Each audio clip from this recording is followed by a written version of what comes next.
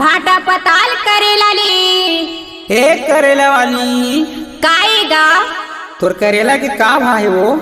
मोर बारी में आबे तो बताहोगा।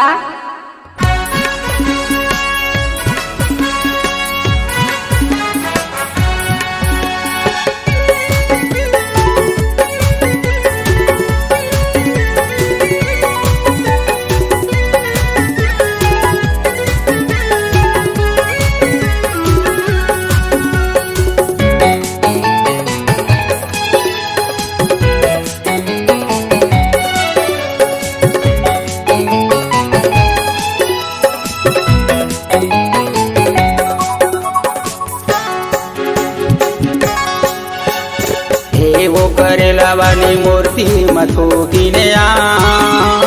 कै पैसा म देवे करेला दूरी भाव न मोला बता कै पैसा म देवे करेला दूरी भाव न मोला बता। ई गली वैया मैं बेचा तो राजा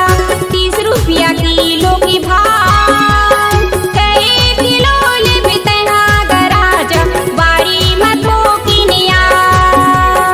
कई किलो ले बितना गराज मोरी बारी मथो किनिया।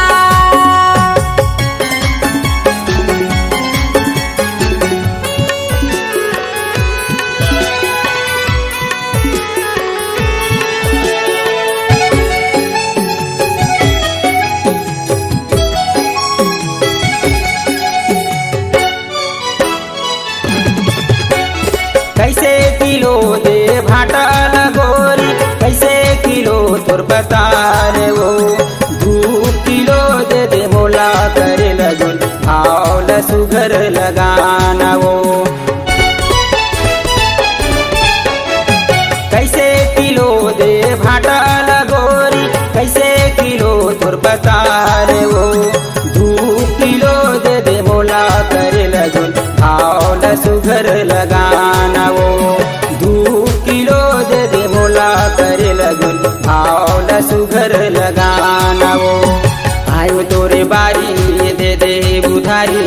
आयो तोरे बारी गोरी दे बुधारी मोरे तीर मथो किने कै पैसा म देवे करे लगोरी भाव न मोला बता कै पैसा म देवे करे लगोरी भाव न मोला बता।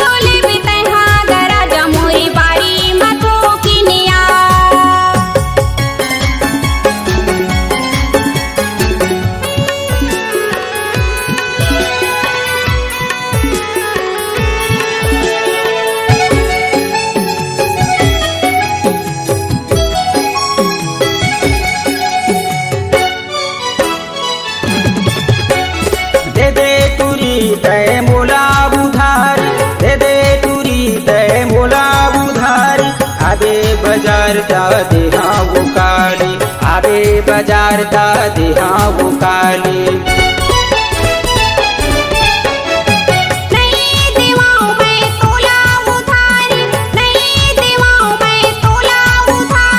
जागई तेरा भी तक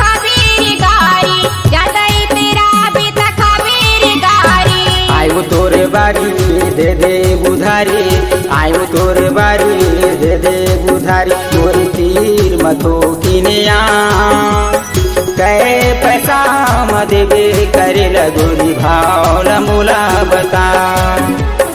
कै पैसा म देबे करे लगोरी भाव मोला बता ई गली वैया मैं बेचा हूँ राजा 30 रुपया किलो की भाव कई किलो लेबे तैहा राजा मोरी बारी मथो किनिया कै पैसा म देबे करे लगोरी भाव मोला बता कई किलो लेबे तैहा राजा मोरी बारी मथो किनिया कै पैसा म देबे करे लगोरी भाव मोला बता।